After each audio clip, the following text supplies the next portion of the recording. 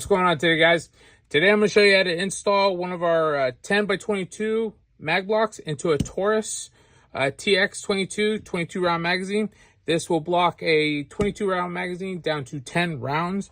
This magazine is unique in design because it doesn't have a traditional push down retaining plate and then you can remove the floor plate. What you need to do is you have to put this up against the edge of something and push down on the magazine. What I'm going to do is just take, a block I have laying around. It's an FN57 block. I'm going to push the magazine up against the edge and then give a nice firm push down. Okay. And there you go. That's how you remove the floor plate. Slowly start removing it. Okay.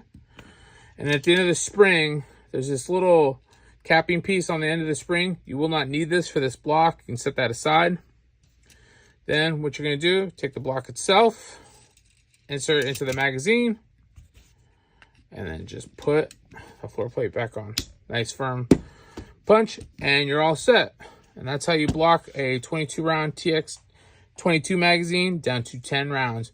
If you have any questions, please reach out to us at magblocks@gmail.com. We look forward to hearing from you. Have a great day, guys. Bye.